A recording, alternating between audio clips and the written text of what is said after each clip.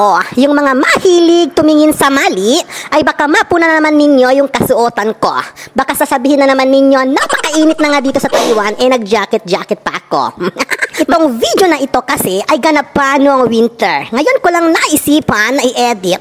Ewan ko ba kung bakit nakahiligan kong tambakin lahat ng mga video dito sa galleries ko. Hindi naman ito nangingitlog at nanganganak. Para sa ganun ay kikita din sana ako. So ang ganap sa video na ito ay pupunta ulit tayo sa may tambakan dito sa may Tayan Station. Hindi ko itong binalik-balikan at pinupuntahan pagka ganitong magpapabox ako at kinakailangan kong mag-ipon ng mga materyales o mga gagamitin pang makina. Bukod kasi sa mura na swak sa bulsa, napakatibay pa na kailangan mo lang talaga na baunin at bitbitin yung mahaba-habang pasensya mo. Para sa ganon ay mahanap mo yung gusto mong bilihin. Parang jowa mo lang yan. Kailangan mong magtiyaga. Isa sa dahilan kung bakit ko ito binalik-balikan ay dahil nung nakaraang nagpabox ako na kinakailangan ko ng mga tools na gagamitin namin sa makina para sa aming bukid ay halos dito ako bumili na mapahanggang ngayon ay ginagamit namin at matibay-tibay pa. Bukod na lang yan kung ginagamit ng kapitbahay ninyo na tirador at ayaw niya nang ibalik. Talagang nakakasama talaga yan ng loob. Ngayong nagbabalak na akong magbubukas at magpapatayo ng vulcanizing shop doon sa amin, ay naisipan kong yung ibang materyales na gagamitin ay dito ko na bibilhin. Para sa ganun ay makatipid-tipid man lang din ako.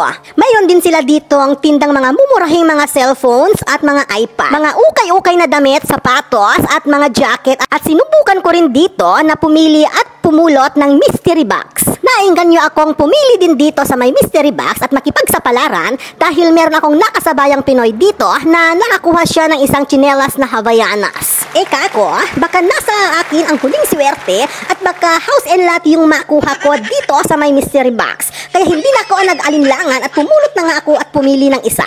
Hanggang sa unti-unti na ngang binuksan niya ay nataimtim akong nagdadasal na kung sakaling hindi house and lot ang aking mapili dito ay sana man lang lalaki o di kaya ay majojowa. So ayan na, nung nakita ko na at ibinuhos na nga ni Ai, ang nakuha ko ay isang hand wash at isang charger. Hindi na ito bad, sa halagang 100 ay makakakuha ka na ng ganito. Pagkatapos ko nga dito sa may mystery box ay agad na akong dumiretso dito sa mga tools na kung saan ay pwedeng-pwede ko itong gamitin para sa ipapatayo kong talyer at vulcanizing shop.